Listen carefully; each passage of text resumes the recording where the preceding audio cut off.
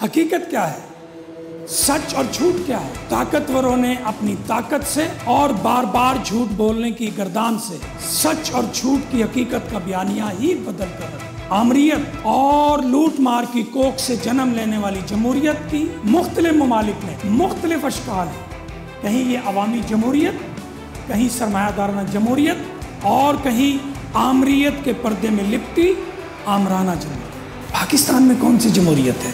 कौन से मदारी जमहूरियत के पर्दे में अपना और पराया खेल खेलते हैं? अवाम का इत्मीनान कैसे तोड़ा जाता है? जमहूरियत मुहब्बे वतनी और अदारों के प्यार, एहतराम और कुर्बानी के जज्बात के पर्दे में कैसे अवाम को धोखा दिया जाए? अवामी जमहूरी अदारे और अवामी जमहूरी अदारे बनाने का हक अवाम से कैसे छीना जाता है? सब कुछ बताएंगे आज के बयानिए में आसिफ खान।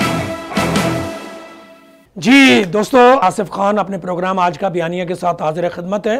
बात करेंगे इलेक्शन का धांधला या इलेक्शन में धांधली या बेईमानी, फ्रॉड, जो भी आपकी पसंद का अल्फाज है। बुनियादी तौर पर हर इलेक्शन की धांधली को इस दलील के साथ लॉजिकली प्रूव किया जाता है कि जी 2008 के इलेक्शन में धांधली हुई थी, कोई नहीं बोला। 2013 में हुई, कोई नहीं बोला। 2018 में हुई, कोई नहीं बोला। यानी कि पाकिस्तान की इस्टेब्लिशमेंट, अदलिया, एंकर्स, पॉलिटिकल लीडर तमाम जुर्म को तस्लीम करते हैं कैमरे के सामने बैठकर। शर्म नहीं आती, ज़मीर मलामत नहीं करता।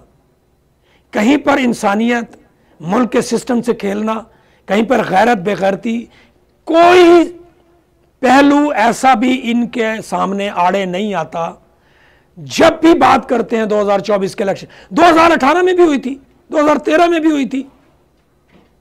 बुनियादी तौर पर तमाम इलेक्शन के सिस्टम को दो लोग, या अमेरिका या पाकिस्तानी अफवाज के जनरल साहिबान, ये दो लोग कंट्रोल करते हैं और अपनी मर्जी के मुताबिक, अपनी ज़रूरत के मुताबिक।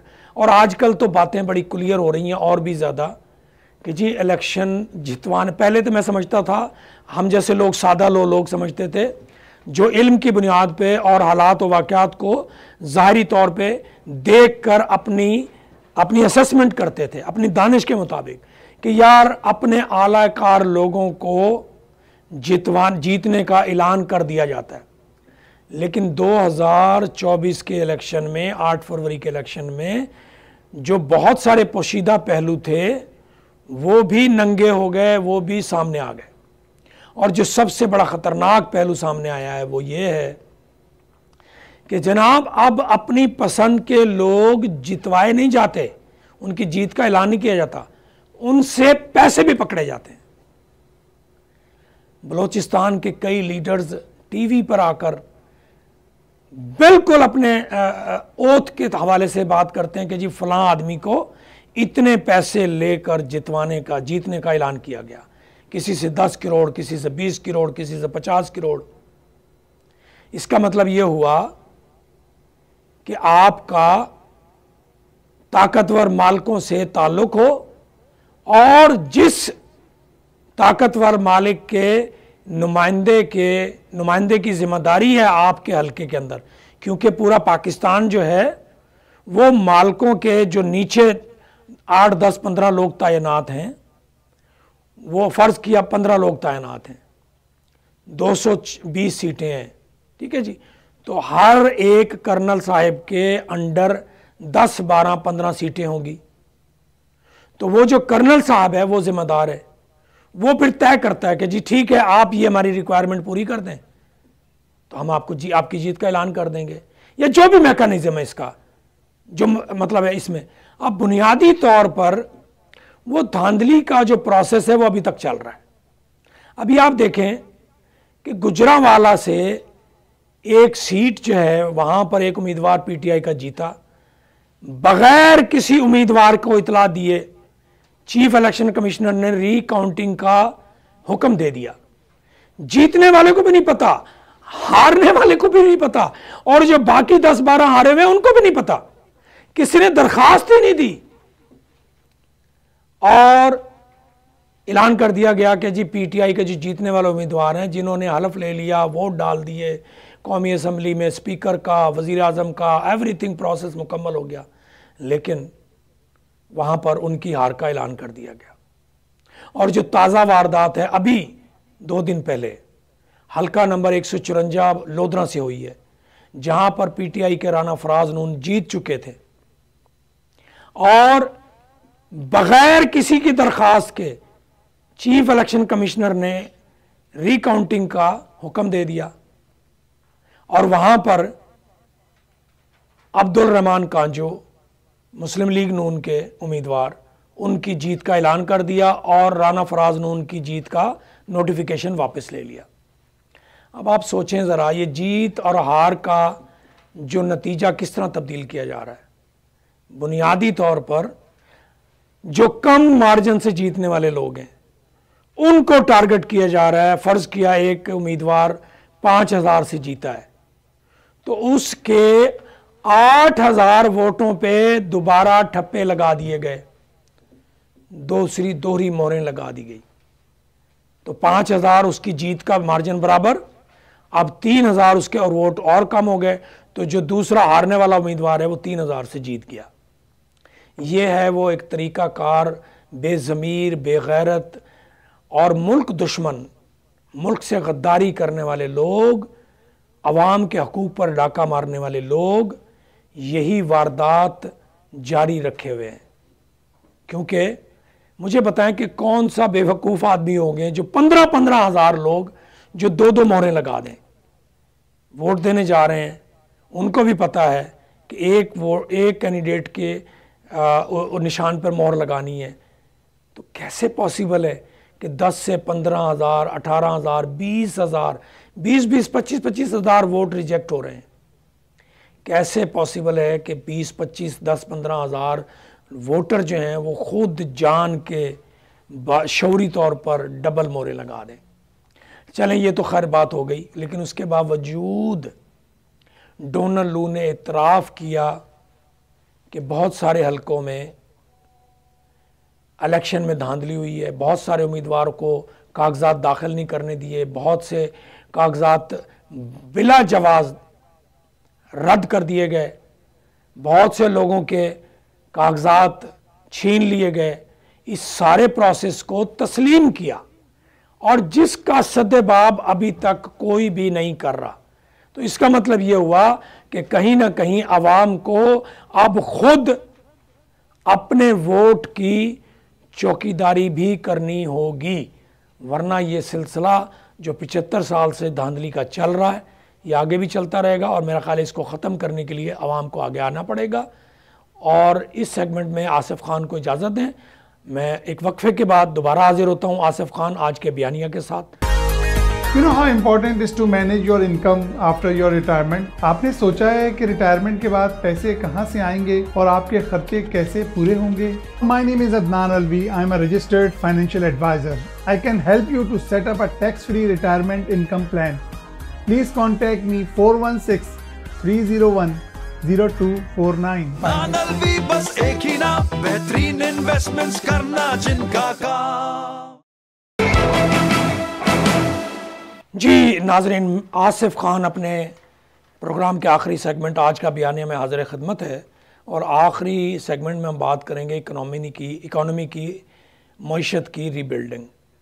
وزیر اعظم شہباز شریف یا وزراء بار بار لوگوں کی آنکھوں میں دھول جھونکنے کے لیے بار بار کہتے ہیں کہ ہم ری بلڈنگ کر لیں گے، ری بلڈنگ کر لیں گے، ری بلڈنگ کر لیں گے۔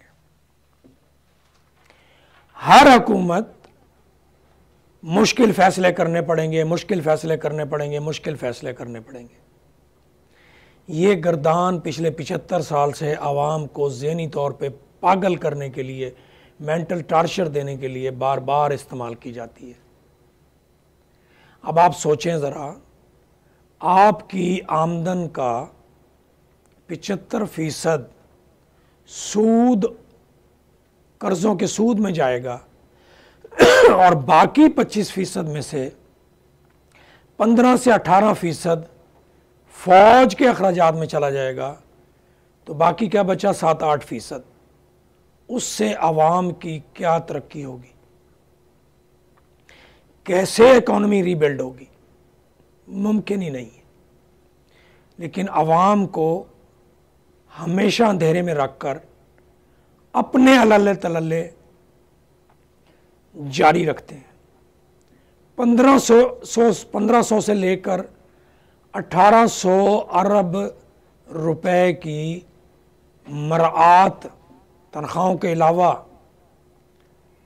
مفت کرایوں کے علاوہ، مفت بجلی کے علاوہ اتنی مرعات سرکاری ملازمین، وزراء، وزیر اعظم، صدر لے رہے ہیں۔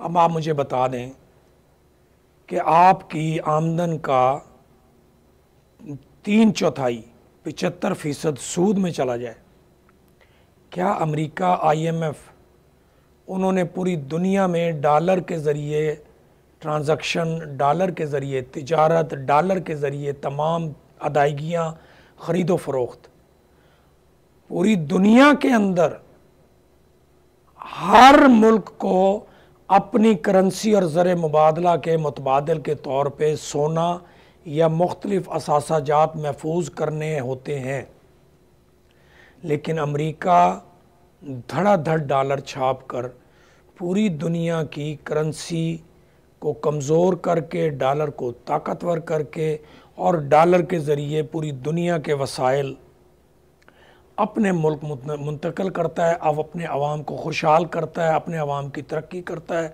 اپنے ملک کو مضبوط کرتا ہے۔ اس کا ایک حل ہے،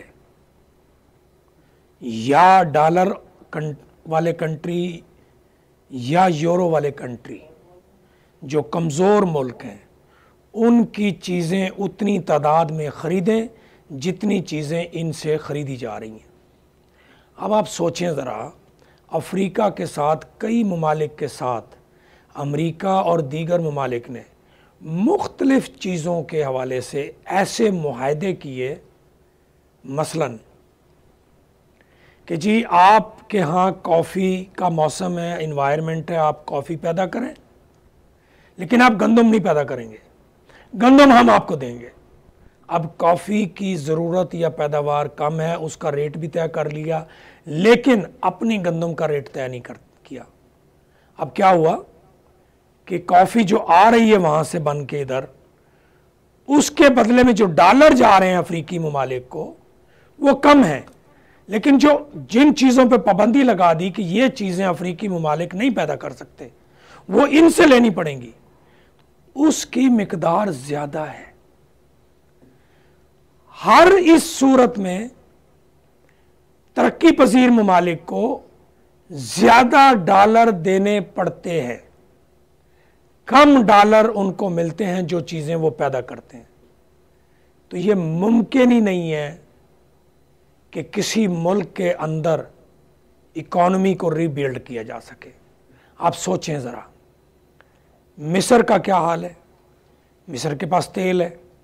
عراق کا کیا حال ہے؟ تیل ہے۔ یعنی کہ اپنا خام مال ہونے کے باوجود ان کے پاس اتنے ڈالر، مصر کے پاس تو زیادہ ڈالر آنے چاہیے، نہر سویز ان کے پاس ہے، وہاں سے جہاز گزرتے ہیں جس کے اوپر وہ ٹیکسز لیتے ہوں گے، راہداری ٹیکسز، اس کے باوجود مصر بربادی کے دہانے پہ ہے۔ اور اس کا حقیقت میں ایک ہی راستہ ہے، جو راستہ بار بار عمران خان بیان کرتا ہے، اور وہ یہ کہتا ہے کہ یہ بیلنس ایک ہی صورت میں ممکن ہے کہ اوورسیز پاکستانی ڈالر بھیجیں۔ اب پاکستان میں بیٹھے ہوئے ایجنٹ اینکرز، ڈاکو اینکرز، جھوٹے اینکرز دلیل دیتے ہیں کہ جناب عمران خان کی حکومت 3.5 سال رہی، کتنے اوورسیز والوں نے زیادہ ڈالر بھیج دیے؟ نہیں بھیجیں گے۔ भाई ओवरसीज वाले डॉलर तब भेजेंगे जब उनको यकीन होगा, ट्रस्ट होगा, ईमान होगा, पक्का उनको पता होगा कि हम जो डॉलर भेज रहे हैं, जिस वजीर आजम को भेज रहे हैं, वो बाख्तियार है, 5 साल के लिए है, अपनी पॉलिसी पे अमल कर रहा है, मुल्क की तरक्की के लिए जो इकदाम करना चाहता है उस पर उसको कोई रुकावट नहीं है। जब तक ये यकीन ओवरसीज को नहीं आएगा, ओवरसीज रेगुलर डॉलर भेजते रहेंगे जो उनकी फैमिलीज को जरूरत है, लेकिन एक्स्ट्रा ऑर्डिनरी डॉलर कभी नहीं भेजेंगे। आप खुद सोचें जरा, आपका रिश्तेदार अगर आपसे उधार मांगे और आपको यकीन ना हो कि वो वापस नहीं कर सकता, क्या आप उसको उधार देंगे? रिश्तेदार, आपका ब्लड, आपका भाई, आपके चचा, आपके ताया, आपके कोई भी रिश्ता आपके साथ है किसी का भी, आप मुझे बताएं, आप देंगे पैसे? नहीं देंगे ना। तो जब ओवरसीज को यकीन ही नहीं है कि एस्टैब्लिशमेंट हमारे पसंद के वजीर आजम को उसका टाइम गुजारने नहीं देंगे, तो वो क्यों पैसे भेजें? इसका मतलब है एस्टैब्लिशमेंट को मजबूत करने के लिए भेजें। यही कहानी चल रही है, यही कहानी कि एस्टैब्लिशमेंट पाकिस्तान के नाम पर, दिफा के नाम पर, तरक्की के नाम पर, लोगों की जिंदगी के नाम पर कर्जा पे कर्जा लेकर ओवरसीज को ब्लैकमेल करके पैसे, जब तक ये पक्का यकीन नहीं होगा कि ओवरसीज की पसंद का अपना उम्मीद वजीर आजम अपने पूरे टाइम पे वजीर आजम रहेगा, उस वक्त तक कोई overseas Pakistani extra ordinary dollar नहीं भेजेगा। कुर्बानी तभी लोग देते हैं जब उनको यकीन होता है कि इस कुर्बानी का फायदा होगा। हजरत इब्राहिम अलैहिस्सलाम ने अपने बेटे की कुर्बानी देने का वादा तभी पूरा किया जब उनको पता था कि हजरत इस्माइल अलैहिस्सलाम की कुर्बानी उनके दीन, उनकी उम्मत, उनके लोगों के लिए और अल्लाह ताला की अताअत के लिए काम आएगी। और हजरत इस्माइल अलैहिस्सलाम ने भी कुर्बानी देने का तभी हाँ भरी जब उनको यकीन हो गया कि अगर मैं कुर्बानी दूंगा तो मेरे बाप के दीन, मेरे बाप की उम्मत, मेरे बाप के अल्लाह ताला को कबूलियत से फायदा होगा। तो बुनियादी तौर पे ये इकोनॉमी रीबिल्डिंग का झांसा दिया जा रहा है, मुमकिन ही नहीं है, क्योंकि यूरोपीय यूनियन हो, अमेरिका हो या कोई और दूसरा मुल्क हो, वो कर्जा तब देते हैं जब उनको फायदा होता है, और वो कर्जा उन्होंने तभी देना शुरू किया। और आज 75% आपका जरिया, आपका इनकम सूद में जा रही है, आपका मुल्क कभी तरक्की नहीं कर सकता। और वो उसका हल मैंने खुद भी बता दिया, इमरान खान भी बताता है। और इन्हीं अल्फाज के साथ दोस्तों, आप अपने नाजरीन को भी कहें कि वो हमारा प्रोग्राम देखें और सुने, और आज के बयानिया के साथ आसिफ खान को इजाज़त दें। इंशाअल्लाह अगले प्रोग्राम में फिर हाजिर होंगे। अल्लाह हाफिज़।